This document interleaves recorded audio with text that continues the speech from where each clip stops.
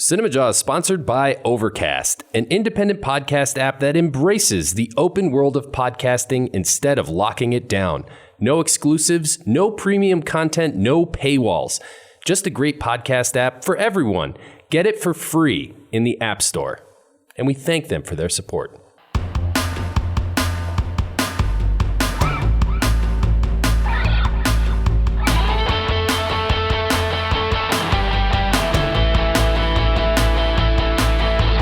You're listening to Cinemajaw, the greatest movies podcast ever, recorded on location from our respective homes in Chicago. My name is Matt Kay, and with me is Rye the Movie Guy, and sitting alongside us is Fill Me In Phil. Hello, how we doing, boys? This week on Cinemajaw, Matt, we cover our favorite movie franchise characters. Yes, movie franchises. These characters have to have been in at least 4 films. That, I think, anything less, that's a trilogy, not a franchise. 4 or more counts as a franchise. Right. We were looking at favorite franchises, but that's been done to death, and it's not that interesting. But the characters that populate the franchise, and usually it is the characters why the franchise even goes on, right? They're a huge part of it, so we're concentrating on the characters. That's interesting, Ryan. I wonder if there are any franchises that don't have like a big central character to be the tentpole. Have to give that some thought. Might come up. Maybe throw it in the fish tank. All right. Well, helping us with this list is going to be a great guest. Yes, Jack C. Newell is back for, I believe, his 5th time. We'll have to get a fact check on that one as well, but maybe his 6th. He's a filmmaker, director, writer, just an all-around great guy. Does a lot of stuff here in Chicago. Can't wait to see what's up with Jack. Right. Well, I'll tell you what's up with him. We were trying to squeeze Jack in right at the end of the year. He has a new movie out called Christmas with Felicity. Right. A Christmas movie from Jack. And, of course, we always are recapping our year with all the said critics that you've heard, Jawheads, Brian Tallarico and Mark Dusick. And we just couldn't get him on to promote the Christmas movie. But we still got to have Jack on and talk about making Christmas with Felicity. Absolutely. I mean, I think half the Jawheads listening to this, and be honest, everybody out there, still have their Christmas trees up, haven't taken the decorations down. So this counts. We're still in the season. Agreed. I did have this funny thought. What if Jack C. Newell became like the Christmas movie director, that the go-to guy to make Christmas movies? Wouldn't it be awesome? Like, that's what he was known for. He was just Mr. Christmas. That would be pretty cool. Yeah. I mean, who doesn't love a good holiday film? You sit down, they're just like kind of heartwarming and fun. The year's like 2026, and there's a movie out called Kiss Me Under the Christmas Moon. And people are like, is that a Jack C. Newell? And they're like, yes, it is a Jack C. Newell. And they're like, well, I got to see it then, because I got to see the Jack C. Newell Christmas movie. It's the thing to do. Get to work on that script, Ryan. Kiss Me Under the Christmas Moon. Hey, Jack makes another Christmas movie. I'm demanding we're extras in it. I know he needs an elf, so I can be in it. Well, yeah. I mean, there you go. Yes. Besides that, we have more going on, don't we, Phil?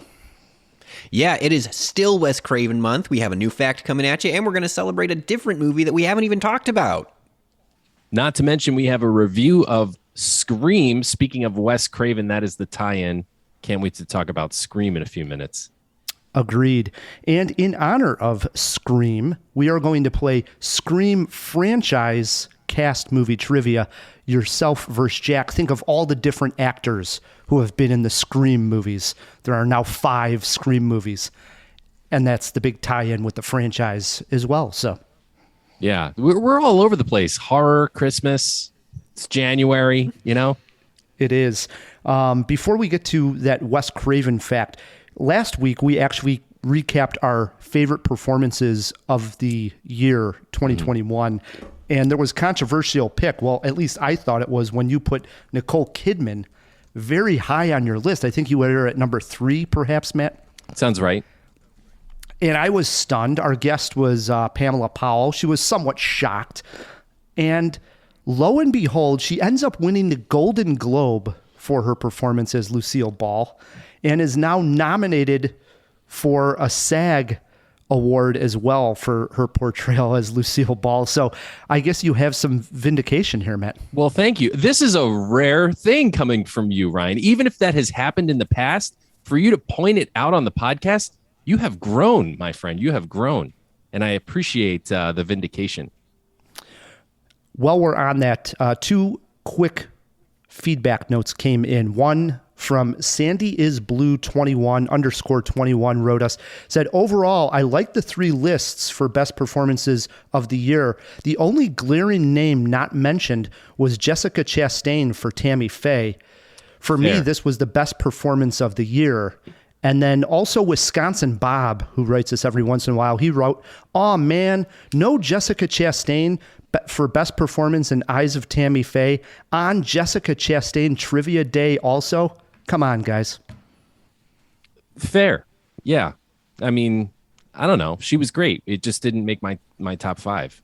I agree. Right outside the top 5 for me, but thought we should mention it because her name didn't even really come up in best performances.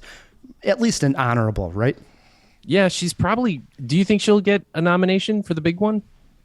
Oscar Gold? I think so. She also was nominated for a SAG award. Shockingly, your frontrunner, your favorite performance of the year, and I think a lot of people's pick to win Oscar, Kristen Stewart, not nominated for a SAG award, which was like a huge snub. It almost is going to be tough to believe that she's going to win the Oscar if she's not even getting a nomination from her fellow, actors. Interesting. Well, it's going to be an award season to keep an eye on, and we will. Sure. It sure is. All right, let's get this show rolling here with a Wes Craven fact. Yes. This week we're going to talk about The People Under the Stairs. Scenes from that movie are shown on the Twister ride at Universal Studios Orlando, which I have been in, by the way. It doesn't hold up when you're like, I don't know, not 12. Anyways, as like the ride goes on and before the set's torn apart by like the fake tornado that they do, the Galaxy Drive-In plays that scene from The People Under the Stairs. Attendants managing the ride confirmed that the only reason that this film is there is because they could not get the rights to the other movies that were listed at the drive-in sign. A Night of Horror from 1917, The Shining from 1980, and Psycho from 1960. So in addition to being like the person of the month, the monthly theme, Wes Craven's also apparently a very giving guy with his LPs. You could probably ask him for anything and he'd do it. Did you say 1917 for that first film? A Night of Horror, yep, 1917. Wow, and they couldn't get the rights to a pre-20s. That's weird. Insane. Yeah. People Under the Stairs comes up on this podcast a few times now. I have only seen it once, and I saw it in the theater as, a youngster and loved that movie, and I got to see it again. I have to. We should do a retro review of it, man. Well, we've already picked our retro review. Hey, we could do 2. Maybe we will. All right, Matt. Our next guest here, Jack C. Newell, making his 6th appearance on Cinemajaw, directed his first Christmas movie, but I predict not his last. It's entitled Christmas with Felicity. It premiered on AMC Plus. Jack C. Newell, welcome back to Cinemajaw. Hey guys, thank you for having me. How are you doing? Doing well, sir. Doing very well. Did you hear my rant at the top there, Jack? I know you were getting things ready, but I was talking about this epiphany that I had that you are going to become the Christmas director of our times. How do you feel about that? Well, first off, let's just is this a good thing in your mind, or is this like a Twilight Zone or like Tales from the Crypt from the 90s version? No, I like it because I think somebody needs to own the Christmas movie genre. So why not be Jack C. Newell? It's funny that you mentioned that because we shot the film in March of last year. I'm sorry, April of last year. I keep saying March. I got my first shot for the vaccine. And then we shot the entire movie, and then after the last day of production, I got my second shot of the vaccine. But I was telling a friend, and I'm like, yeah, it's sort of weird. I'm making a Christmas movie, and they immediately, without skipping a beat, were like, "That's totally normal. That sounds great for you. Like that doesn't seem weird at all." And I was like, "Really? Like why?" And so we talked about it. Yeah, I mean, I don't know if I would do more Christmas movies. I didn't think I was going to do one necessarily, but part of it, and this, whenever you have filmmakers on, they probably talk about this, but like the script was genuinely good. Like I actually, when I read it, I had all the preconceived notions of what a Christmas movie is, and sometimes those are bad. But I read it and I was like, this is great. I really enjoyed it. It told a complete story. They did it organically. Like I cared about the characters, like all the things you want, just like any story to do, any movie to do. I thought it did really well. And then I gave it to Rebecca, my wife, to read, which I do with every film, and was like, what do you think? Like, I want to make a movie, but is it any good? And she's like, I cried 3 times. I think it's great. Aww. You should definitely do it. So yeah, maybe I'll do more. I don't know. What was your movie? Kiss Me Under the Christmas Moon? Yeah, you like that one? I got to read the script, Ryan. So I'll get working on that. Yeah, but exactly. You mentioned there that you started shooting this in March, which would be springtime. It was shot here and around Chicago, correct? So you don't have snow in March. It's spring. How do you do this and make it a Christmas movie? A lot of fake snow and such? Yeah, so we had started talking about the project in January, I think. And part of the plan was like, let's shoot it during winter because we can take advantage of real snow and like it just sort of saves it, which is a cool idea on paper. But then, as we all know, as people who live in in the Chicagoland area, it's like snow is beautiful for like 45 minutes, right? And then all the cars drive over it and it turns gray and then it turns black and then it's just so. Once we thought about it more, we're like, oh yeah, that's probably not a good idea. So we still were lucky because there was no leaves on trees. So that if we had shot like in the summer, which actually I watched a lot of Christmas movies to get prepped for this movie to see like, what do they do? And like, if you look at the backgrounds, like there's just like, it's definitely summer in half of these movies. But we had to do all this fun. And it's one of the things that I thought was so cool about this film as like a movie nerd in my heart was the movie magic that went into it. A lot of the films I've done are either take place at present day or like they have a different thing. But this one had like, we actually had to create fake snow. And one of the rules of these Christmas movies is that like Christmas decorations or snow it doesn't have to be like in every single frame, but like you really need to get it in as much as you possibly can to help sell the sort of snow globe aesthetic that they're looking for in these films. And so you do a ton of different things, like lots of just cool little tricks to sort of make it seem movie magic style, to make it seem like it's Christmas and snowy. Well, now I'm a little curious. Because there are some like vistas, some overhead shots, and I imagine you probably shot those in season or found like footage of snowy scenes. But like in the scenes where there's actors and there's a lot of snow, was that like snow blown or was it all just digital? How did you do it? Okay, so the best option when you're trying to get a lot of snow coverage on the ground is the least exciting one, but that's what makes it a great movie magic sort of fix. It's basically rolls of cotton batting, like what you'd use inside of a quilt, like if you were making a quilt. That makes a lot of sense. So like Maggie O'Brien, who did our production design for the film, and she did a really wonderful job on it, just like went to Hobby Lobby or Joanne Fabrics and just started buying up all of the rolls. And then they would go out and they would just sort of like roll it out and pin it down. And then that's part of it. And then there's a cinematography trick with it too, which you sort of want to overexpose a little bit, because when you overexpose, you lose detail and it starts to just blow out. And so you can also enhance that in post-production. So it's always going to be a blend. Some of it, the least exciting stuff, is we did do some snow in post-production where it's just all CG, which is not that much fun. The rolls of cotton batting, and then there's an actual product that you can buy that's like fake snow. And it comes in these huge boxes that weigh nothing because they're full of fake snow. And then you just sort of go and dress it around. So, the art department on films is usually pretty big, but on this film, it was very big because you just had tons of people running around, manning the snow, making snow happen. So I got to ask, Jack, I like the idea that, we've known you now for years, that, you're always making your way through these films. A lot of these, you've done documentaries, you've done Monuments, which is now streaming on Hulu. We'll talk about that again. But it's projects that you were really, sort of writing and getting pushed through the whole thing. This is a production that's made for AMC Plus, which is like a new kind of like streaming service. I'm just wondering, how did it come about that they were like, yeah, Jack, how do you feel about making a Christmas movie? I loved it when I heard this. I was like, wow, Jack's just getting jobs where they're like, hey, we need to hire a good director. I'd like to know how that came about. Yeah, no, it's weird because there was like almost like cognitive dissonance, because while I was making this, I was also putting the finishing touches on this documentary I've been working on for 10 years called How Not to Build a School in Haiti. And it's a documentary about international economic aid and development and all of that. And so it's like you almost probably couldn't find two more different films, right? And so well, the way that this one happened was that I went to film school with a couple of guys who are the producers for this film, John Bosher and Chris Charles. And they had gotten this script and had a desire to make this film.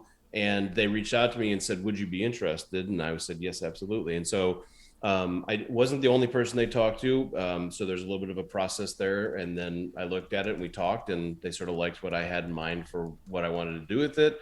Obviously, I've done a lot of comedy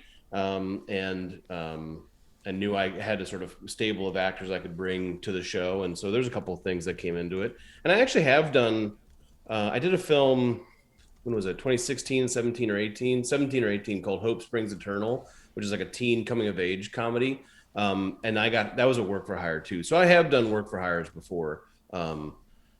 I also like to write, and I also do documentaries. So I feel very, very fortunate to be able to be living in Chicago and also making as many films as I am, and getting the opportunity to direct things that I didn't write, and also make the films that I don't want to say more passionate about, but the films that, like, they're coming from me. Yeah. More so.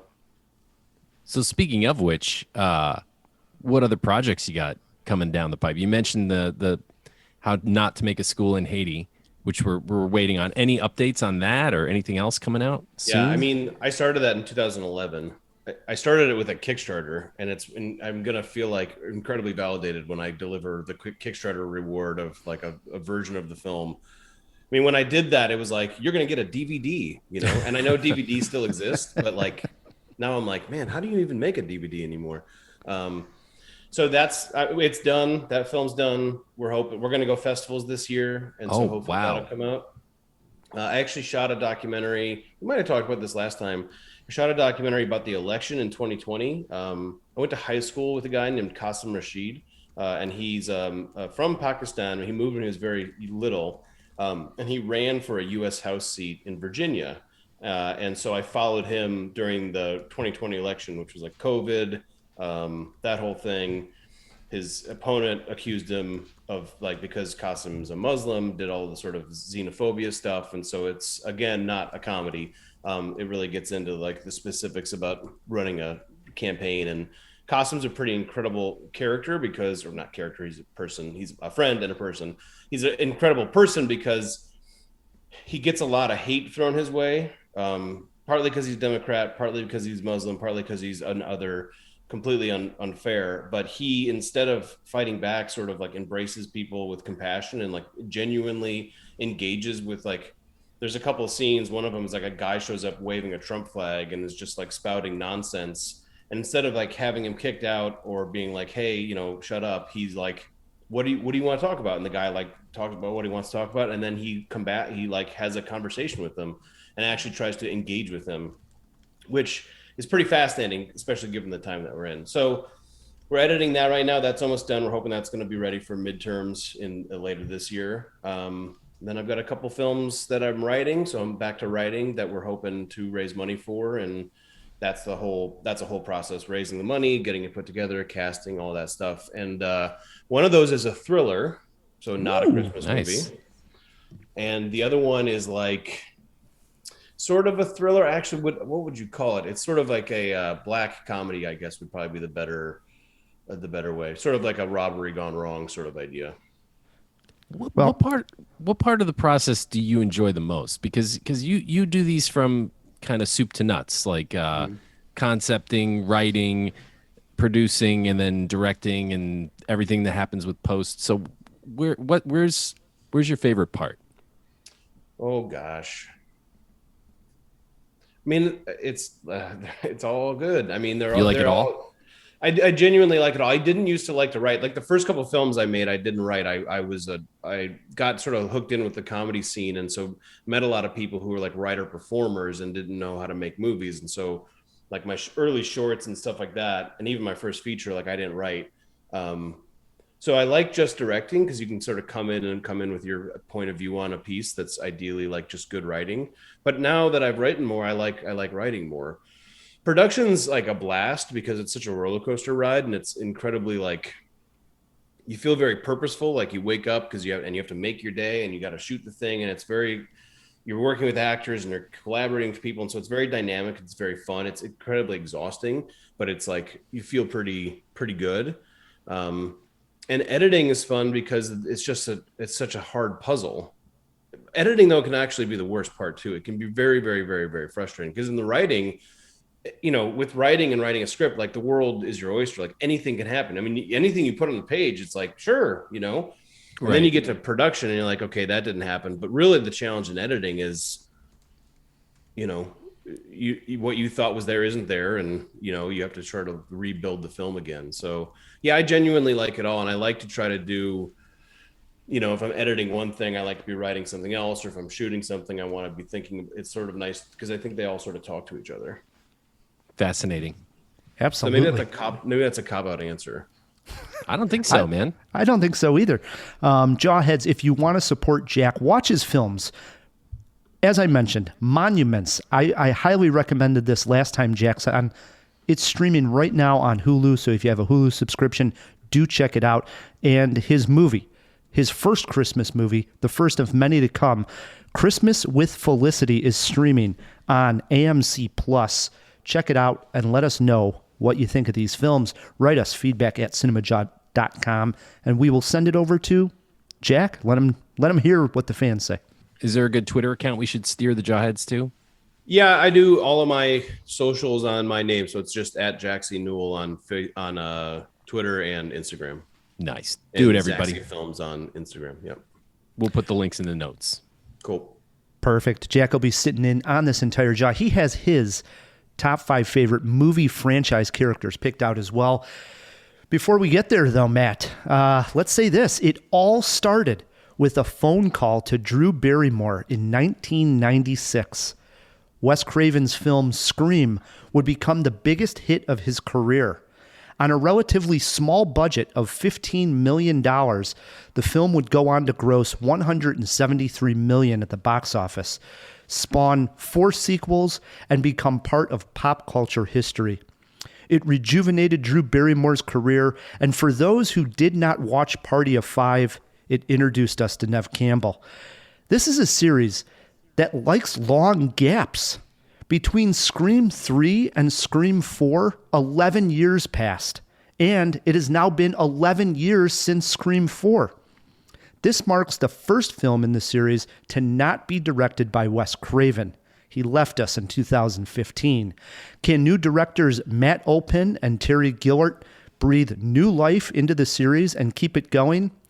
I headed to Woodsboro alone to check it out.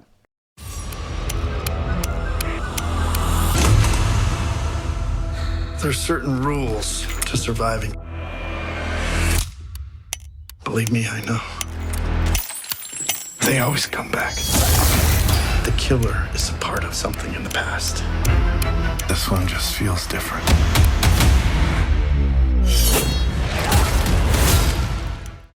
The Scream series is known for its signature moves, disguised voices on phones, multiple killers, and great opening scenes. Happy to report, the opening of this film is on par with the rest of the series. It instantly tells us it will have clever humor, a great joke, Matt, about the Babadook, and elevated horror in the opening sequence here. That it will also tell us that it's self-aware and that it will scare the hell out of us. The plot of the movie is more or less told to us by the characters in the film as they suspect why someone is back in the ghost face mask and killing people again in Woodsboro. The new, younger cast of characters centers on sisters Tara and Sam Carpenter, who are related to a character in the first Scream film. In their attempt to find out who is behind the mask this time, they recruit Dewey, David Arquette, to help. The case also draws the attention of Gail Weathers and Sidney Prescott, both of which who have moved on with their lives. The group comes together to solve the case and try not to get stabbed. This is not your parents' Scream. It's much more violent and bloody. There are a few downright gruesome kills. The jump scares the series is known for are still present. I love one scene in which a character named Wes is home alone and opening various doors in his house. The young director's toying with the audience's anticipation. And finally, the humor and self-awareness that Scream is known for is present as well. I laughed, I jumped, I screamed out loud. In short, I had a blast with Scream 5. Nice. How do they explain the ghost-faced mask still being on sale? Like, if there was a rash of murders and all the killers wear the same mask, why would they just take that off the market? Seriously. Well, someone can make a ghost face mask nowadays with a 3D printer. Come on. They do not go into why the ghost mask face is still on sale or how anybody bought the mask. They don't even go in that direction. Sounds like that's what Matt wants. I know exactly. Well, it's self-referential. Come on. What's that? But the guy at the store. Mask. But I will say they had fun right from the beginning. The landline and cell phone, how much it's changed now, and nobody has a landline, where Scream was built on this fact of somebody calling the landline and using the disguised voice of, saying the famous "Hello, Sydney." All of that is somewhat played with because everybody's on cell phones now and you more or less can see everybody's number. So they got to work that into a way. And the landline actually is still present and it's used almost as a joke, but I loved it all, All right. You mentioned how they treat elevated horror. Without getting into spoiler territory, can you elaborate a bit on that? Well, yeah, I don't want to go into too much to it because it's more played for laughs, and I want, if people haven't seen the movie, to enjoy that. But it's a different horror crowd, right? I mean, Scream was making fun of, or at least self-aware of, the slasher genre that Wes Craven had created back in 1996. It was able to turn and look at itself in the mirror.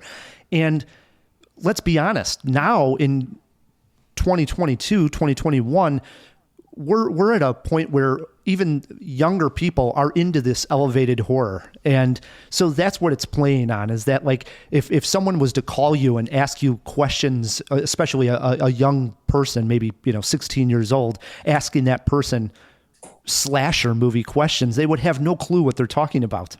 So there's a joke there about well, I'm into elevated humor. Have you seen The Babadook? All right. It's pretty good stuff. Is there a jaw-dropping moment?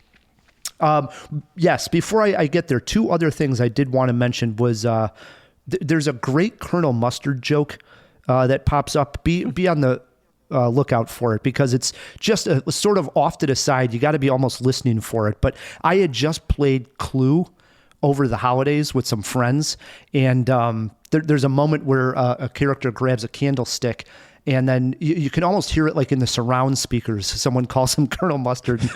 I laughed out loud. I don't think most people are going to get it, but it was so damn funny. I heard it and got it.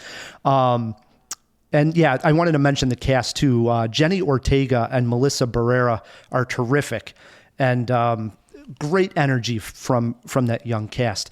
For the jaw-dropping moment, Matt, there's a very gruesome stabbing scene, a couple actually, but one that involves a knife to the neck. Ugh. That was so gruesome, I actually had to look away. And that's not what usually the Scream movies are known for, I actually had to glance down for a second because it was just slow and gruesome. Oh man, got me. Yikes. Yeah. My movie poster quote here is, "For a fifth installment of a horror franchise, amazing." Wow. I got to be honest, man. I did not expect you to like this movie at all. I thought you were going to come in and say, what a piece of crap. I'm giving it 3 Jaws, and that's what I mean by 3 What? Jaws. Yeah, 3 Jaws for Scream 5. I'm shocked. I know. Who are you and where is Ryan? I don't believe this. This is insane. I They mean, made it's a good movie. It's a January horror reboot without the original director, and you loved it. Yeah, 3 Jaws for Scream 5. I actually was on my Letterboxd, and while I was waiting for Jack, he's a prima donna. He takes a long time to get ready. And so it's like, well, I got a little time to kill here. So I went on and I ranked my Scream movies, as you can do on Letterboxd, and I put this at number 2 in the Scream franchise. Wow. I'd say it's right behind the original. I think the original, and then I think this is the second best that they've made so far. So Do you need to have seen the original or the other ones to like this one?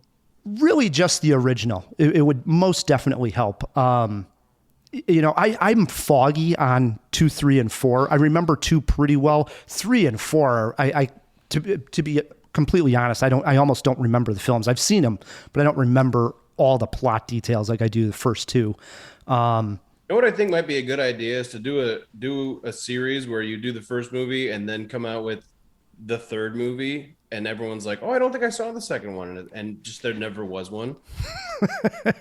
That's great. It's just an idea. It's a free idea for anyone who's listening who just wants to change the world.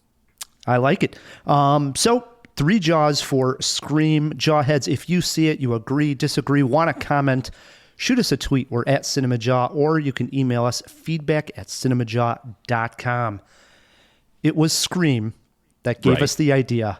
Our favorite movie franchise characters. I don't think I would put Ghostface or Sidney Prescott on my list. I didn't because we were talking about the movie, but I don't think they would have cracked my top 5 anyways. Jack, you mentioned before we hit record, this was actually a tricky list for you to come up with. Did you come up with 5 total? I did. I mean, what makes it hard is like you have to. This character needs to have been in 4 films, which is a lot. I mean, that's a lot. And there's some, like Marty McFly does not count, which is tricky. Although I would argue that Back to the Future is a franchise. Although I guess 4, it's an interesting, whatever. But I like the parameters. I'm all about the parameters. I came up with 5. I just revised mine. You're not going to like one of mine probably, but I'm going to go with it. All right. Well, you're getting us started this week. What do you got sitting at number 5? Okay, so part of my methodology was putting aside the parameters you guys laid out, was just really thinking, like, when you think of a franchise, what do you think of? Like, what character best embodies the franchise, right? And so for me, and I did actually create a list of a couple of honorable mentions. I'll be curious. I bet some of my honorable mentions are in your guys' lists. So my number 5 is the alien from Aliens, because when I think of that, Oh, yes. I think of the alien, obviously. And that's maybe a little bit of a cheat. That's not the one you guys are not going to like. That might be a little bit of a cheat because a lot of the aliens die. I don't know if one of them actually makes it all the way through, but we're going to count it because. I don't think it's a cheat at all. You're worried because it wasn't the same animal. There wasn't the same actual character. Right. There's not like an alien that shows up in like the 5th one that's like, I've been around the whole time. The Xenomorph is such a fantastic character design. It was H.R. Geiger, as everybody knows who's listening to this, I'm sure. But his artwork, man, is just fantastic. He's so well suited for that job, and that character is freaking terrifying. Yeah, it's brilliant. I mean, Ripley's a great character. I love Ellen Ripley. Like, she's awesome. But the aliens, I mean, it's like you could really have no one in those movies and it doesn't matter because like you're just there for the aliens, sort of, I would say. So that's my number 5, the alien from Aliens. Well, it dovetails so nicely into mine, and now I don't feel nearly as bad. Did you set parameters for yourself, Matt? I also set parameters for myself. So I am only going to do one horror movie pick on this list and only one superhero. That not just Marvel superhero on my entire list. You're showing real progress here, Matt. Thank you. I've been working on myself, Jack. Appreciate you noticing. And I also pulled out how many films this character has been in for all of my picks. Oh, well done, Matt. But, double check my numbers. I think they're pretty accurate, but, it's Google, so can't believe everything you read on the internet. At number 5, I have also a movie monster, sort of in the same vein as the Alien, but this one comes from over the pond from Japan, the king of all monsters, Good. Godzilla. Yeah, that's who's had a banger of a year. I mean, well, it was last year, but still, Godzilla is back and big box office draw. I mean, when that movie came out, Godzilla versus Kong, or was it Kong versus Godzilla? That was probably like the first movie I was really looking forward to in a long time. You know, we've all been going through this sort of depressive era, you know, in the last 2 years, but that movie sort of lifted my spirits. And Godzilla has appeared in 36 films was the number that I could find. So it's an enduring character, to say the least. He's a great character. What's your favorite Godzilla movie? Do you have one? Well, I have watched the original Toho movie, and boy, does it not really hold up. I mean, it's a relic. Don't get me wrong. I'm getting the stink eye from Phil. It's the original, so you can't knock it. But the effects, you know, obviously are crappy. When you say original, you know, I don't mean to interject, but when you say original, do you mean the Japanese 50s. original or the American original? Because like even of the original Toho, like they're different between when they localize. No, I'm talking about the original Japanese film. And I will say, to answer Jack's question, my favorite Godzilla movie is probably Godzilla 1986, I think it was, or 1985. I can't remember the exact title of the film, but it opened with Godzilla stepping on Bambi. It was a little animated short. And I was just the right age. I think I was like 9 or 10 when that came out. So that was my introduction to kaiju and Godzilla and all things giant monsters stomping on cities. So that was Did you see Shin Godzilla, the Japanese one that came out in like 2014 or 15? Yes. Man, that was very good. I thought that was excellent. It's a lot of fun. It's a lot of fun. Very weird. All right, swings it over to my number 5. And I didn't go parameters for myself, but I thought when I looked at the lists, God, we're going to cross over way too many times because these franchises, there's only so many to pick from. And I thought, well, I got to go outside the box here and try to think of characters in 4 films or more that these guys aren't going to think and that I enjoy. And so my first couple here might shock you guys, but at number 5, you guys might not even think of this guy as a franchise character, but he has been in 4 films. I'm going with Steve Stifler, better known as just Stifler, portrayed by Sean William Scott in the American Pie movies. I don't know what to say. Now, he appears in American Pie 1 and 2, American Wedding, and American Reunion are his 4 movies for Stifler. And I don't think you can make the American Pie a franchise without that particular character. He was the breakout character of the films. I like the whole group together. I think the first film probably succeeds without, say, said Stifler, but it doesn't become, let's make more movies and keep going with this without Stifler. And he really becomes a star because of it. Sean William Scott, his whole career is based on that one particular strong role of Steve Stifler. And you somewhat hate him, you somewhat like him, but you definitely laugh along with him throughout the time. We've talked about how great that first scene was when he's about to drink a cup in the first American Pie that has, you know, let's just say something you don't want to drink in there. And the moment... the moment where it's going back and forth, where is he going to drink it? Isn't he? I can still have that feeling of like, oh no, don't do it. Yeah, do it. And laughing along the whole time. So Stifler, my number 5. You guys okay with this one? I don't know, Rye. I got to be honest. Like, Jack had the Alien, I had Godzilla, and you had Stifler. Yeah, I think Matt just summed it up. I think that's the well said, sir. Into our 4s we go. What do you got sitting there, Jack? I'm just like, where are you going to go from there, Ryan? Okay. So number 4, I'm just going to go for it. Number 4 is Spock from Star Trek. I say, well done. Well done. Yeah, I've been rewatching the original movies, and he's the best part by like a million. He's so great. He's just fascinating, and like his whole portrayal, like the acting, the methodology, like what they're trying to do with him is just fascinating. It's just really good sci-fi. He's interesting. He's funny. He does all the things you want him to do. And I think without, Shatner or whatever is Shatner, and the other characters are definitely there, but without Spock, there's no Star Trek. And so I'm putting him in. Sort of surprised. I feel like this list by franchises, obviously you're getting in nerd territory basically immediately. So like we're there, and the rest of my list is pretty nerdy too. So yeah, Spock, number 4. I love Spock. I also love when Spock follows Stifler on any list. This is fantastic. Yeah. Isn't there like a rock, paper, scissors variant with like Stifler and Spock in it? I'm pretty sure. Yeah, Stifler, Spock, Godzilla. Yep. All right. Swinging it around to my number 4.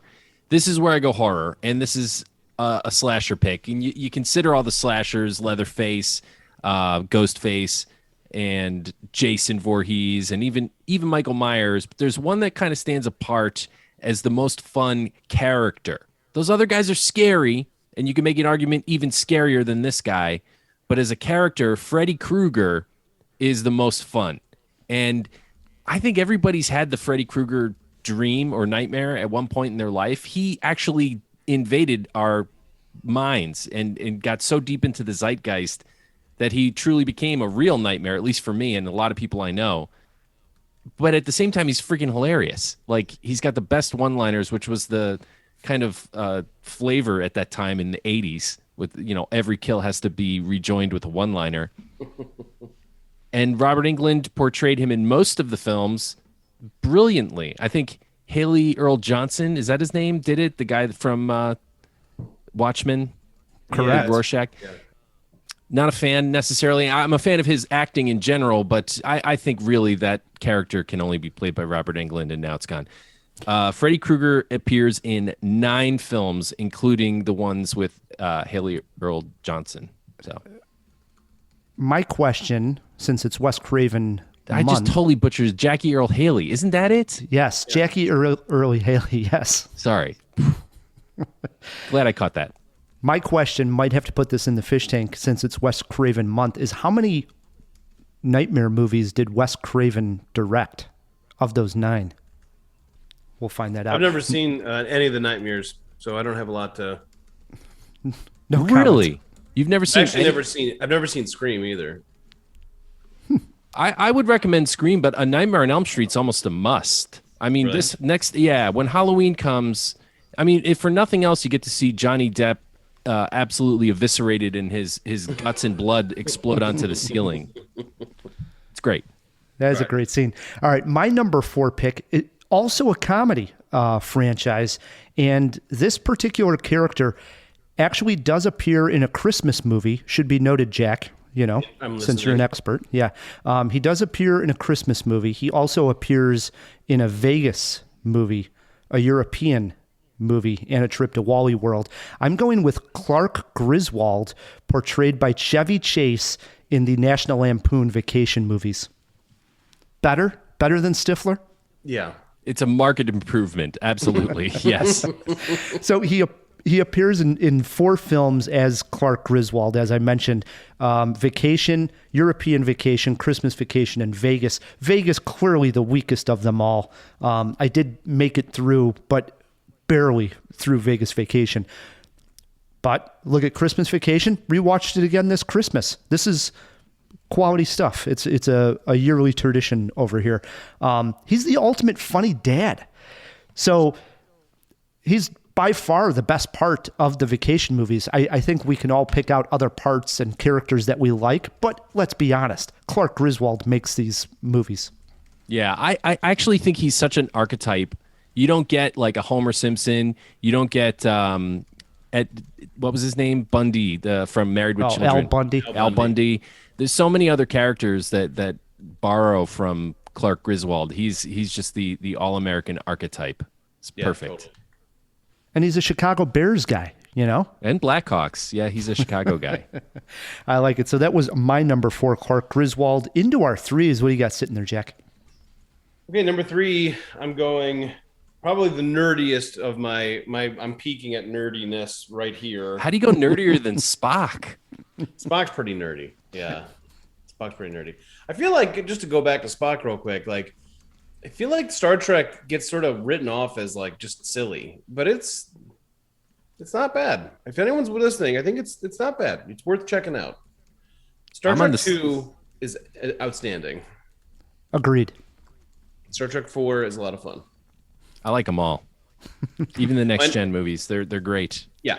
My number 3 is Gandalf from The Lord of the Rings, and I was going back and forth between a couple characters there, but I think Legolas is the only other one that I'd have to think about it more.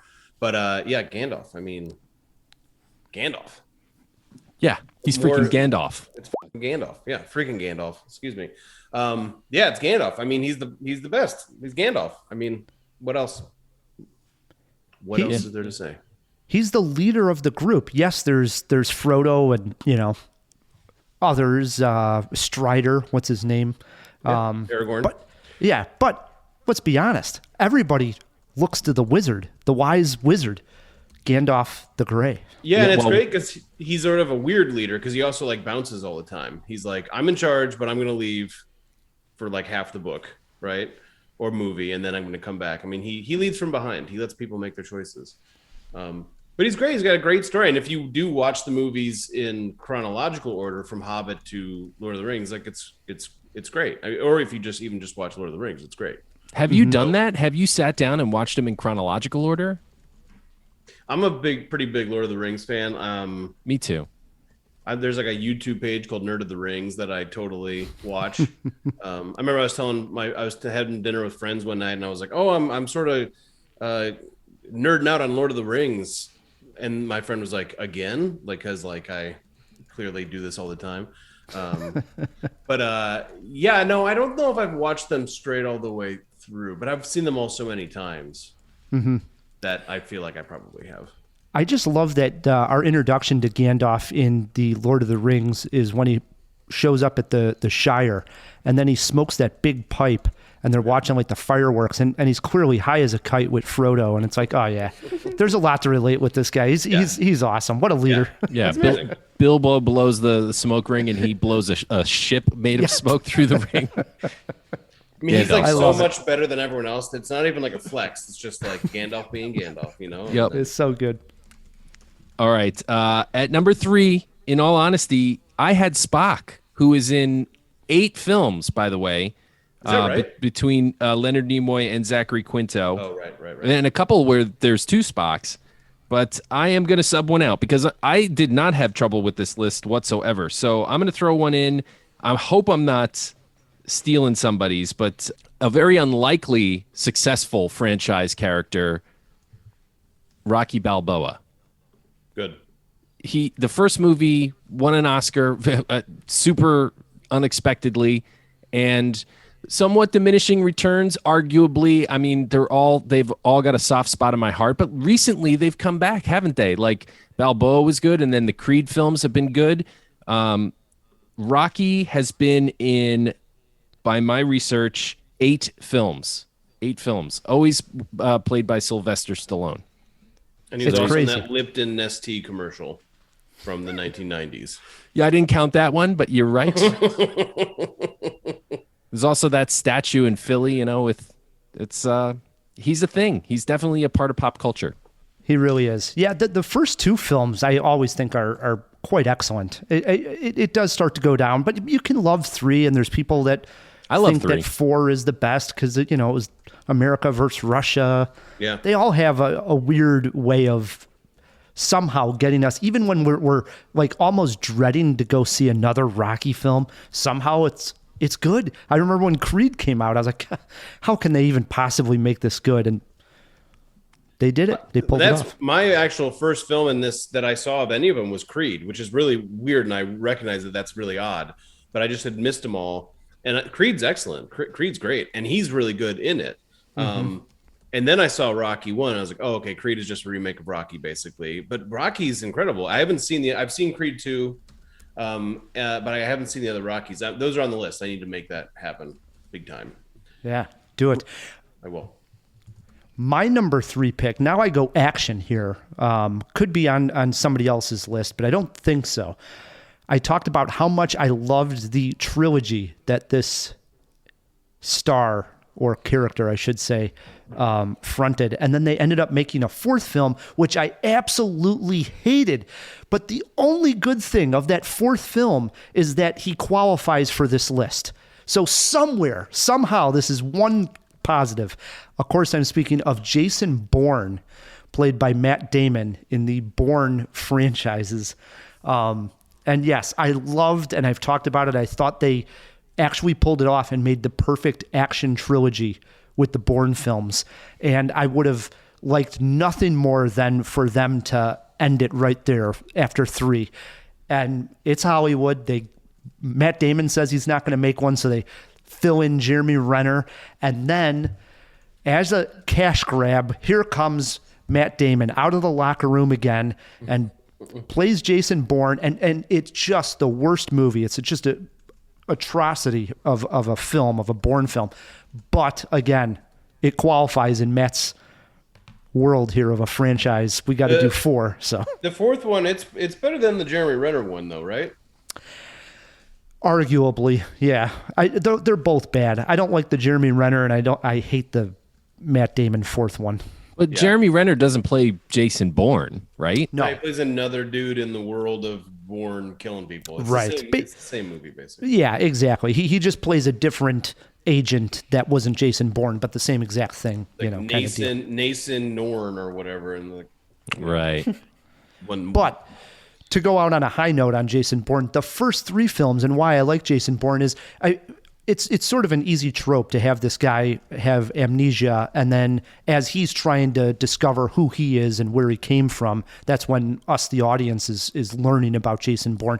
But what I really liked about it was the second and third film is he's really trying to fix things and redeem things, because he realizes what he was like sort of, made or manufactured to do, to be this assassin. And now he's going to try to correct things. I like that he's trying to redeem himself and put an end to, the operation. Totally. 1, 2, and 3 Bourne films are just fantastic. Yeah, there's a good tension in those movies because they're revenge movies, but every kill he makes, he gets more and more repulsed by killing, right? Because he doesn't want to kill anymore. So there's an interesting tension there because he doesn't want to have to do this, but it's the language that they speak in this world. And that's interesting. I like that. I agree. Yeah, same. I agree. That was my number 3, Jason Bourne. Before we get to our top 2, we're going to take a quick break. When we come back, we finish out our list with those 2 top 2 picks, and Matt takes on Jack in Scream franchise cast movie trivia. Stick with us. Jawheads, we know you're looking for even more ways to enjoy fun movie discussions with us here at Cinemajaw, and we got you covered. Check out our YouTube channel. In 2022, we're going to be doing more animations, more reviews. We're going to be getting on the YouTubes even more than we have in the past. So be there, or be square. Square is in a tube, as in YouTube. Follow us there, and while you're at it, please click subscribe. It helps us out a ton. It helps build the channel and get even more people involved with movie discussions, which is a great thing. Support film, support Cinemajaw, follow us on YouTube, and enjoy. And you're right, most days it is my own business. But right now, as fate would have it, my business is all about you. I'm sorry about me. That's right. Okay, I'm not sure where you're going with this. Charles Keefe, one of your regular VIPs, ring a bell? No, should it? Yes, it should, because right now he's on his way to your hotel, and that's why you need to keep listening. No, I don't think I don't have to do that. Yes, you do, if you want your dad to live. What did you say? You heard me.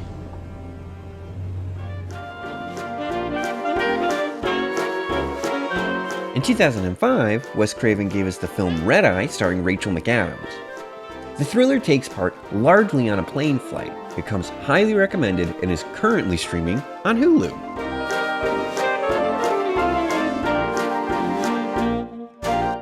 And we are back on Cinemajaw, hanging out with director Jack C. Newell. his Christmas movie, Christmas with Felicity, is streaming on AMC Plus, and do check it out. Highly recommend. Monuments streaming on Hulu right now. Check it out, Jawheads. Matt, before we get to our top 2 picks and before we play some trivia, we threw a couple items into the fish tank. So let's open her up. Wait a moment! It's fish! Isn't it? DC! Wake up! Wake up! No, Pat, it's a giant glass bowl. Hey, get some fish folk. Who's coming with me besides Flipper? Here. That's a Sicilian message. It means Luca Brasi sleeps with the fishes. You're gonna need a bigger boat. Yeah, thank you guys so much for letting me out tonight. There was only 2 in here. The first one, there was like fact check on like franchises that feature, but there was like a lot. Some of them we already mentioned. I would considering Godzilla and Aliens in there, the Planet of the Apes films. And honestly, this is more fun, I think, if we make it involved. So I threw this one, or I guess I'm throwing this one out now to the Jawheads. Tweet us a movie franchise that Matt K was forgetting about that doesn't feature like one character or doesn't center around one character. That being said, our first official one was how many times has Jack been on? I know I have vivid recollection of saying nearly the exact same thing last time, where Jack is, because it's Jack, the only guest that is so prolific. He is truly a snowflake in the Cinemajaw catalog and how unique he is. It's hard to quantify exactly. I go deeper into like the rerun episodes and then like the 500th bit in the last one, episode 518, and I won't belabor that anymore. But officially, in terms of like actual appearances, this should be number 5. Oh. Interesting. Even though he shared a spot, I remember, where you came on with another guest from the Second City. Yeah, early days. So that was one of the times too. Yeah. Mm-hmm. That was the very first Jack appearance. Okay. Interesting. There you go. Yeah. What else we got in there? The only other one we have was how many Nightmare on Elm Street movies were actually directed by Wes Craven. Do we have guesses for this? I don't remember anyone saying. I was only going to say 4. I was going to say 2 or 3. I'll say 3. Jack, any words from you? I mean, I'll price. Oh, you haven't seen Prices Right it, and I'll say 5. It's 2. Should have gone low. The first one, only 2, and New Nightmare. Yeah, that's bonkers to me. He didn't direct any of the sequels, huh? I mean, I guess that kind of makes sense. They were really, really different from the original. Interesting. Interesting is right. They were less good. Is that? No, not definitely not less good. The first one is something very serious. Dream Warriors is awesome. Dream Warriors is friggin' awesome. They get the fun ramps up, but the seriousness ramps way down. So are they better or worse? It's just subjective. I mean, I enjoy them all. Was that everything, Phil? That's all we got in here this week. All right, jump back in that fish tank. You bet. Matt, Jack, we continue on with our top 5 favorite movie franchise characters. We are into our 2s. What do you got sitting there, Jack? Okay, I'm going with a guy who I had to double check my math on. He does technically count barely. And it's the chief spy master of MI6, George Smiley, from the John Le Carré world of spy movies. Gary Oldman, James Mason, Alec Guinness have all played him, amongst, I think, a couple others. And he also gets into made-for-TV movie stuff, which I'm counting in my list. But George Smiley is great. He's a fascinating character. I also just read the books this year, or was it last year? I think it was last year, the George Smiley books. And they're great. They're wonderful. And the movies are good, too. How many books are there? I haven't read them. I actually think he shows up in a ton of them. That would be a great. I don't know if the fish tank exists for the second half of the show, but sure. The core 3 are Tinker Tailor Soldier Spy, The Honorable Schoolboy, and the third one, Smiley's People. And they're all good books, and the movies are good too. Tinker Tailor, that movie with Gary Oldman that came out a couple years ago.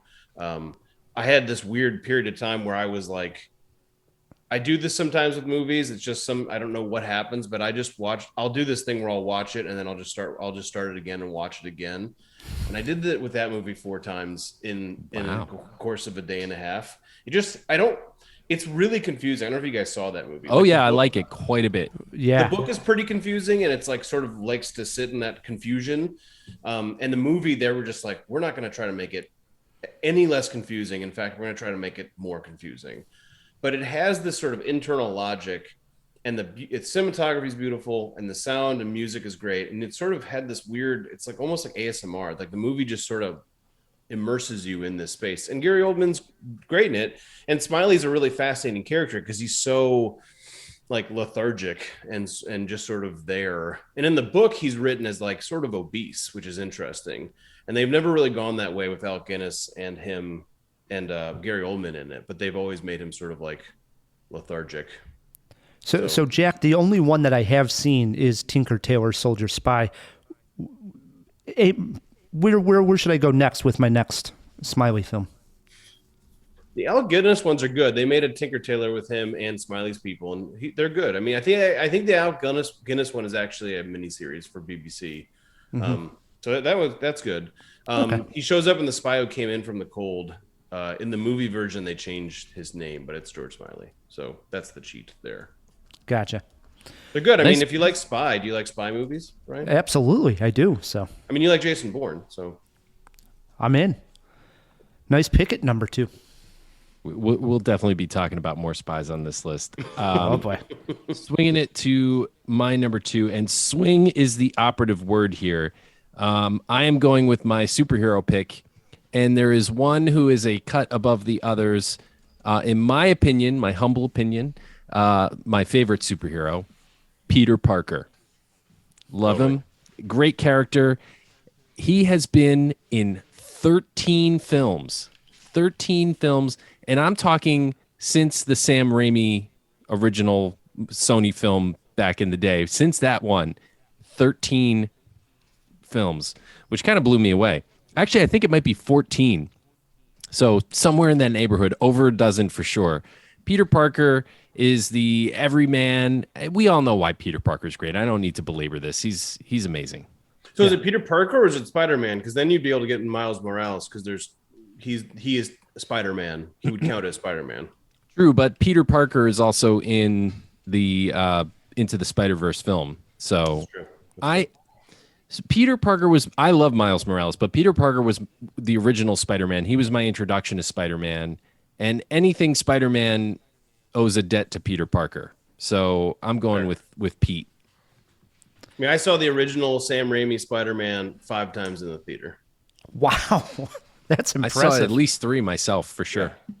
It was the first superhero movie where they figured out the CG, I think, or whatever. It was like photorealistic CG that was just so good. And it's those movies, and the second one, which I actually think is better than the first one, is just genuinely a very good movie about a guy who's trying to work through his stuff. Also, he's a superhero, and also there's Doc Ock. But it's like the core movie there is really good. So yeah, Spider-Man's a good one. Thank you. We got right. If you were going to pick a superhero, I'm glad it was Spider-Man, Matt. Yeah, I'm on board with that pick. Here. Even though I have a superhero as an honorable mention, and we'll get there and see what you think of my honorable mention pick. So, truth be told, my number 2 was Gandalf. I'm right with you, Jack. So I'm going to sub one in here, and it is a big one. But I checked. I hope that I'm not stealing someone's number 1. But I'm going into that galaxy far, far away, and I'm finally dipping into the Star Wars galaxy. There's numerous characters that have appeared in 4 films. For my money, I am going to go with Darth Vader / Anakin Skywalker for my pick. Obviously, the main villain in the first 3 that were released, episodes 4, 5, and 6, but really the entire story of the prequels is about Anakin Skywalker and becoming Darth Vader. And then you also have this one miraculous scene at the end of Rogue One where Darth Vader really shows what a badass he is as well. Oh, yes.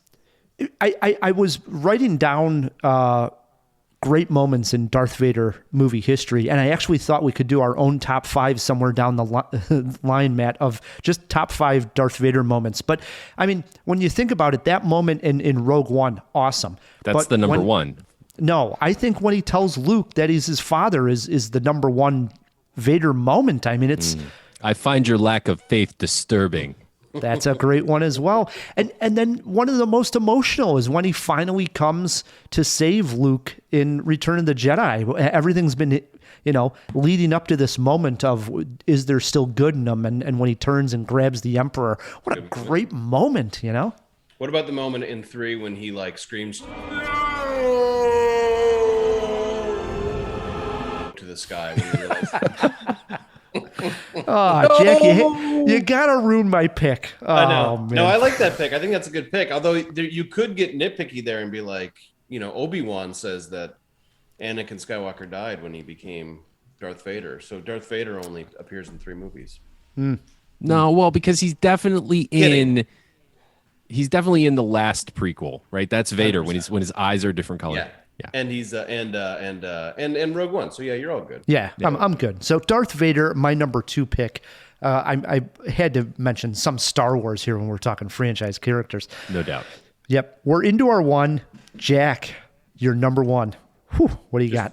I'm gonna let the suspense build up a little bit more and talk about Darth Vader for another second. I read an interesting article that maybe on your Darth Vader episode, I can come in and we can hash this one out. But basically, this article was arguing that Empire is the worst Star Wars movie. Oh, come because on. it's just wait. Okay. Because it's where, if you remember Star Wars: A New Hope, it's like intergalactic, everything, but no one's related to anyone at that point, right? Han Solo's doing his thing. Well, he's never related to anyone, but no one. It's just Luke and Leia. They're not related, right? They're actually maybe a little into each other. And in Empire, it's where they all of a sudden make it like the family. And then that this argument was basically saying this is the moment that it sort of jumped the shark, where it turned it and made it this thing. Where He now nuked the fridge. He nuked the fridge, exactly. But that's a whole other conversation for another day because we're talking about franchises. So yeah, I said earlier on that my list peaked at nerdiness with Gandalf, and you were like, "How is that possible?" And it didn't peak with Gandalf. That's wrong. My number 1 is probably my favorite character. Again, another character that comes from literature, but who's been in countless movies. But it's Hercule Poirot. I love Poirot. He's Agatha Christie creation, most currently being done by Kenneth Branagh. But the Murder on the Orient Express from the 80s or 70s with Albert Finney is amazing. There's a movie version of Death on the Nile where Hercule Poirot is played by Peter Ustinov. That's very good. They're actually making that Death on the Nile this year. It's coming out with Armie Hammer and Gal Gadot. We'll see how that is. But he's a great character. He's the best. I mean, he's essentially Agatha Christie said, "I like Sherlock Holmes, and but Sherlock Holmes already exists." So she writes Hercule Poirot and makes him his own thing, and he's a great character. I'm in the process of reading all of the Hercule Poirot books in order. I'm about halfway through. My brother's reading all these Agatha Christie's, and I had mentioned to him that I had saw the latest Murder on the Orient Express with this Kenneth Branagh playing said character, and I thought it went off the tracks. I didn't like that particular film at all, but it did actually intrigue me, especially because I was a big fan of Knives Out, which is going back just a couple of years, and I was like, man, I'd really get into these films and this character, so maybe I'll go back and watch some of these earlier versions. They're good. I mean, Peter Ustinov did a series of made-for-TV movies, I think with BBC, I'm actually not sure, and they made a bunch of them, and they're a little made-for-TV movie, they're not great pieces of cinema, but they're good. And the thing that's I always am amazed by, it's I've read a lot of Agatha Christie now, but every single time I'm like, I did not see that coming, which is incredible because they're so, you should see it coming by this point. Mm-hmm. But I'm always like, how did she do it? I don't know. It's amazing. There's a reason why she had so many books published, I mean, she was just... Yeah, it's the Bible, Shakespeare, Agatha Christie. That's the 1, 2, 3 most books ever published. Really? J.K. Rowling didn't take that title, did she? No, not yet. Oh, how many? He's a great character. Yeah. I don't know. He's a great character. I mean, he's great because he's sort of a glutton. He's like vain. He has he has a lot of like flaws, what you'd call flaws. He's conceited. He's hyper smart and lets everyone know about it. But just the way he goes about things and how he thinks and like how she invites you into his thought process and in the movies how they bring it out is just, I think it's just a lot of fun, and he's a great character, and that sort of breaks the rules a little bit in terms of the franchise stuff. But no, I think that's a great pick, man. It's a nice deep cut. Well done. I try to go deep on my top fives whenever I'm on the show. I try. Well done, Jack. Matt, what do you got there? I have the one that I think we all, well, at least I thought of immediately, and it is Bond, James Bond. 27 films in the franchise. Obviously, he's been played by like 5 or 6 different actors at this point, and it doesn't matter. It doesn't matter who plays Bond. I have heard rumors that the next Bond will be a woman of color. Bring it on. I'm ready for something new, something fresh with this character. Bond is amazing. The way he changes with the times is fun. It's there's an ebb and a flow to the Bond movies between the serious and the campy. It's a fun little wave to surf. And I've watched just about all the movies at least once, many of them several times, and I'm a huge fan. I love this character. It's great. Who's your favorite Bond? We did this as a cinema war once. And Ryan, you had I had Daniel Craig. You had Daniel Craig, and I had Sean Connery, and somehow I lost, didn't I? You did. I also lost the cinema war once. Who's the cooler Star Wars character, Han Solo or Luke? Which today, like putting everything aside that's happened since, this was before the sequels. Anyway, I lost that one as well. Who did you choose? I had Han Solo because I had Luke. I won. Luke is a whiny farm boy. He's not. Are you cool. a bad arguer, Matt? I mean, that's crazy. You were given like layups on both of those. Like you should. That's easy. No, I mean, I think I had the Luke Skywalker fan of all Luke Skywalker fans as the judge that time, and I can't remember how the hell I lost. It was Mike Huff who lost me the Sean Connery debate. Yeah, it was a good one. So who's my favorite Bond? That's the question. Listen, my first Bond was Roger Moore, and I have a soft spot for him. Sure. But if I'm being honest with you, I got to go with Connery. I mean, he really just embodied that character so well. Daniel Craig's fine job, and I think Timothy Dalton is underappreciated. Agreed. George Lazenby also probably underappreciated. Agreed. He didn't get a fair shake at the character, really. But yeah, you got to go Connery. I think that the Lazenby one, I think, is the problem. Some of the Craig ones are trying to get into interesting territory, but the Lazenby one is interesting. There's some cool no doubt. stuff in there that's like, oh god. And Pierce Brosnan, Goldeneye, I think, is probably in my opinion, maybe the best of all of the movies. Even though he's not my favorite Bond, I'm trying to think if I mean that. I like Goldeneye a lot. I think Goldeneye is a really good time. Goldeneye was a great video game too. Well, that helps, yeah. But I think Goldeneye is good because it works as just, you could never watch a Bond movie ever and watch it and be like, that was a good movie. And then also watch Bond and be like, oh, I understand how this fits in. Whereas in some of the new Craig ones, you sort of have to, they really went for like an arc and you have to sort of be like, so who's this guy? Like, I agree. That's the one downfall I thought of the Daniel Craig's was it was too much of an arc, soap opera storyline, because years sometimes go by, especially with this delayed latest Bond. I somewhat forgot exactly where we left off. I only watched these movies one time, and I was like, "Oh, right, that's what happened." So yeah, totally. Yeah, that's fair. That's definitely fair. My number one pick could be controversial here. Is because, it Stifler? No, but this character did give me a Woody.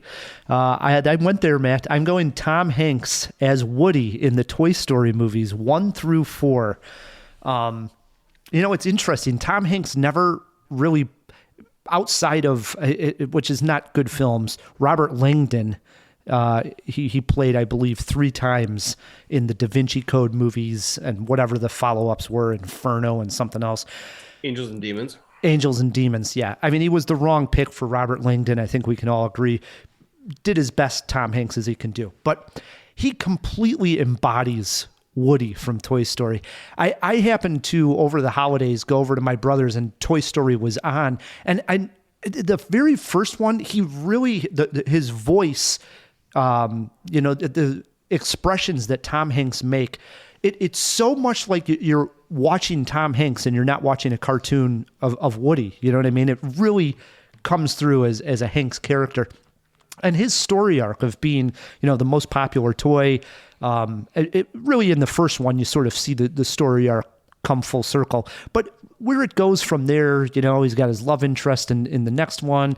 At the end of 3, it looks like they're all done and saying goodbye to Andy. You get pulling on the heartstrings. And then, of course, 4, which we were thinking was going to be a complete stinker, ends up being another great Toy Story movie. I don't know if it's maybe quite on par with the first 3, but it's no argument on saying it's a good film. All I know is somewhere in the world, Tim Allen is really upset right now that you didn't choose him for Buzz Lightyear. Woody's the superior character. I agree. Actually, Woody's in more than 4 films because they made a bunch of like straight to video ones that actually Tom Hanks's brother does the voice of Woody for. Interesting. Wow. Didn't know that. That's Tom pretty Hanks fascinating. has a brother who sounds B just like him and does the Woody voice for the Christmas one, or I think they've done a bunch of them for kids, obviously they're all for kids, but for straight to DVD. That's a pretty sweet gig. I wonder if he does the voices for the video games and stuff. Yeah, probably. I mean, it's sort of like you're like, wow, nepotism, but it's like it makes sense, It's everyone's given Eric Adams, the guy who just became the mayor of New York, guff because he put his brother in as police superintendent, and everyone's like, what the heck, why, your brother? And everyone, I wonder if people will give Tom Hanks a hard time for hiring his brother. But when the job is to sound like Tom Hanks, your brother's probably a good pick. Yeah, exactly. So my number 1 pick, Woody from Toy Story. Honorable mentions here really quick. One I wanted to bring up for my superhero pick, Matt, if I was going to put one on my list, and I think this is a strong pick here. I'm not even an X-Men fan, but Wolverine would make my list. And oh, hell yeah. I like the character. I thought his standalone movies weren't that strong. What about Logan? Are you kidding me? But yeah, Logan's good. You never let me finish the damn thought. When you say something stupid like that, I got to jump in. I'm talking about The Wolverine and Wolverine were not that great. But then Logan came out and it was like, oh my God, this is up there with the upper echelon of superhero movies. And again, I'm not the biggest fan, but I loved Logan, and I've watched that one actually 2 times. And for me to watch a superhero movie twice says something. Big fan of that one. So Logan would be on my list, or Wolverine. And then Indiana Jones, we didn't mention him. And this is somewhat of a cheat, but I was going to go there. Doc Brown. And I know everybody's going to say, what? He's only in 3 movies. Do know that Doc Brown appears in A Million Ways to Die in the West. As sort of a gag. They open up in the Wild West, and Doc Brown is still there with the DeLorean. And they open it up, and he comes in playing his character. He's like, it's a weather experiment, and he's trying to cover it up. And I thought, well, hey, that's it. He's in that movie. Technically, that's Doc Brown in 4 movies, so I could have went there. All right, I got a couple honorables here. Max Rockatansky from Mad Max. Yeah, I had him as an alt. Harry Potter. Who's he? What movies is he in? I can't remember the names of them. A bolt of lightning. And Ryan, I'm really surprised you didn't go with Ethan Hunt, your boy. There are 6 Mission Impossible films. I don't love the character of Ethan Hunt. I thought about this. I left him off on purpose. I think the movies work, but not because of the character. No. Okay. I agree with that. All right. Well, the only one that I had in that was the other, he makes the 4, was Norman Bates from Psycho, because there's 4 Psychos. And we just rewatched Psycho, and Psycho 1 he's incredible in it. I haven't seen 2, 3, 4, and I'm sure they're awful. But no, Psycho really? 2 is great. I can't speak for the 3 and the 4, but it was made years and years later, and Norman is out of the mental hospital for the first time. He's trying to take things easy. It's Anthony Perkins still playing him, and It's really good. It's kind of like a role reversal. Like you're sympathetic with his character more. Okay. Worth checking out. Psycho I 2 is will. not bad. I will check that out. Jawheads, if we missed your favorite movie franchise character and you have Twitter pulled up, shoot us a tweet at Cinemajaw, or you can always email us feedback@cinemajaw.com. We like to end our podcast with some fun trivia, and in honor of Scream, we are playing Scream franchise cast movie trivia. So think of all the different actors and actresses that have populated the Scream franchise. It's 8 questions. Jack, you're our guest, so you get to choose if you want to go first or let Matt go first. There are steals, and you get 1 Rescue Me Ryan if you need help on any question. Because I went first in the top 5 thing, I'm going to let Matt go first for the trivia. Question 1 over to Matt K. Matt, Neve Campbell appeared in another movie in the year 1996 other than Scream. This one was about witches in high school. Name it. The Craft? That is correct. I knew that. I tried to go 2 easy ones to start. Question 2 over to Jack. I'm going to get this one wrong. Drew Barrymore appeared in Scream in 1996, 2 years before she appeared in her first movie with Adam Sandler. Which movie was that? Oh, Jesus. So 98? Yep, 98 Drew Barrymore, Adam Sandler movie. There's only one that I know, so I'm just going to go with the 50 First Dates. That's my final answer. That is incorrect. Wow. Matt, you got a you chance. If there's chance only for a steal. If there's only one, I'm surprised you didn't go Wedding Singer. I haven't seen the that. one. Definitely That is worth checking correct. out. Worth checking out. I know. That's how only knowing one works, Matt. Right, but that's the unusual one to know, is I guess my point. Yeah, that's fair. It is 2-0, Matt. I don't like the looks of this. Question 3 is over to him. Matt, only one actress from the Scream franchise appears in the Matrix movies. Who is it?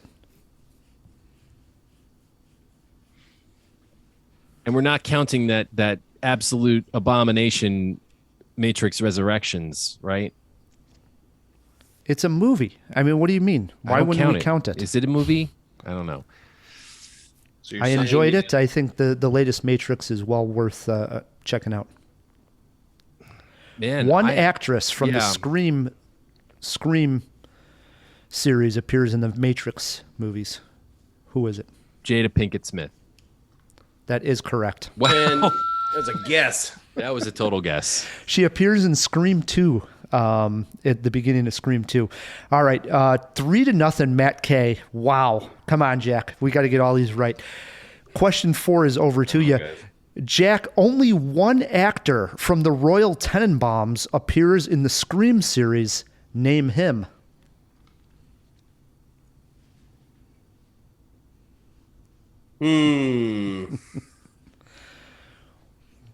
One actor from the Royal Tenenbaums appears in the Scream series. Who was it? I'm going to go with Luke Wilson. He is on the board. Luke Wilson appears in Scream 2. It is now 3-1. We got a ball game brewing here. Question 5 over to Matt K. Matt, before Liev Schreiber was Ray Donovan, he appeared in the Scream series. How many Scream movies does Liev Schreiber appear in? I have no idea, but I can't imagine anybody surviving more than 2 of those movies. So that's my guess. That, my friend, is incorrect. So we know it's not 2, Jack. You get a chance for a steal. Can you read the question again? I'm sorry. Yes, Liev Schreiber, before he was Ray Donovan, has appeared in the Scream series. How many Scream movies does Liev Schreiber appear in? Oh, God. I'm going to go 3. That is correct. He is in Scream 1, 2, and 3. He meets his demise early on in Scream 3, but he is in 1, 2, and 3. Wow, how the tables have turned here. All of a sudden, it's 3-2, and question 6 is over to Jack. He can tie it up right here. Jack, the actor, I should say, this actor appears in Scream 3 as Detective Mark Kincaid. 7 years later, he would be the love interest in the Amy Adams movie Enchanted. Name the actor.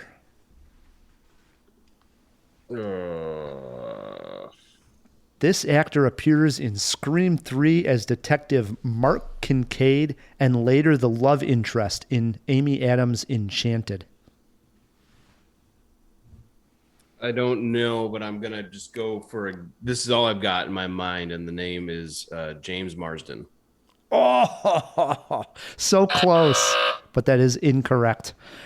Matt, you got a chance for a steal, and it looks like you may know it. I know it. I had to think that whole time. It's McDreamy, Patrick Dempsey.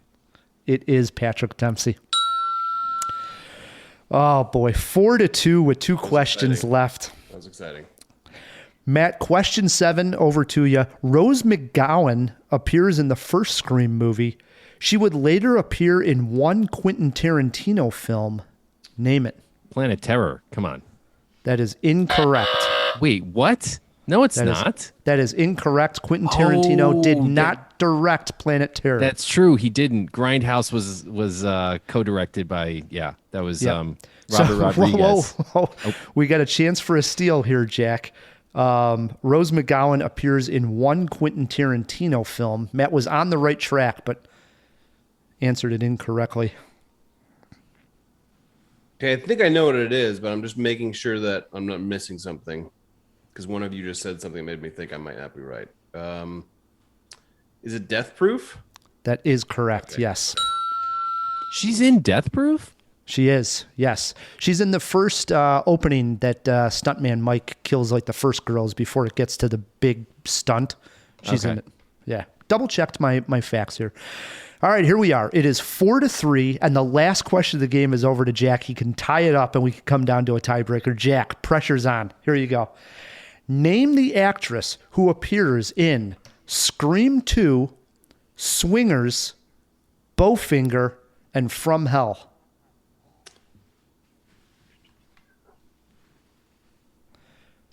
Scream 2, Swingers, Bowfinger, and From Hell.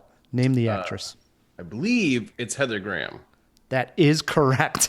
He ties it up on the last question. Roller Girl. Yeah, 4-4. Well done, guys. And nobody even took a Rescue Me Ryan. Well played. It comes down to a tie. We call it a jawbreaker. This question is over to Jack. Who is harder to kill, Neve Campbell or Jamie Lee Curtis? Jamie Lee Curtis. Right? Incorrect. It's Neve Campbell. She's been in 5 of these already. You just can't get her. How many has Jamie Lee Curtis been in? Probably more. Possibly. Right around, actually. She wasn't in all the Halloweens, right? That's true. All right. Here's the real jawbreaker. Here it is. Age of Courtney Cox, who plays Gail Weathers in the Scream movies. Age of Courtney Cox, closest to. Matt, you got to guess. Age of Courtney Cox. Let's see. She's got to be 57 years old. Lock him in at 57. Jack, do you got a guess?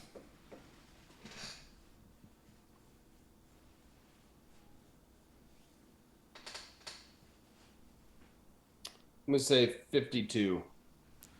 I hate that it drawn out so long there because Matt hit it on the head. She's 57. Well done, Matt. Good job, Matt. Jack, well fought, my friend. There's a fist bump. That was fun. That was a fun tied up ball game. I liked it. Yeah, it was. Kept us guessing till the end there. Sure did. It does bring us to the end of a great Cinemajaw. Got to thank our guest, Jack C. Newell. Thanks for coming on, and great. Can't wait to have you on for your next Christmas movie. Next season. Well, you guys are the best. I always love coming on, so thanks for having me, and this was great. Nice. Matt, we also got to thank our engineer, our producer, Fill Me In, Phil. Oh, you boys, I always say it. It's the best night of the week is Cinemajaw night. I did also look it up while we threw it in there, and there are 9 books with George Smiley. Not all like The Legacy of Spies, as Jack was saying, but 9 that you could find him in. There we go. Matt, we also got to thank our sponsors. Yep. Thanks to Overcast and the Chicago Podcast Co-op who help us get great sponsors like them. Yes, Jawheads, if you want to support our show right here, the easiest way to do so is by leaving us a review wherever you're listening to this podcast. Yep. We're also on Patreon. You can join us there for fun stuff. And hey, check out our YouTube channel. We're doing new cartoons again this year. So head over there and hit subscribe. That would be great. Until next week, I'm Ryan, the movie guy. I'm Matt K. And keep on jawing about the movies.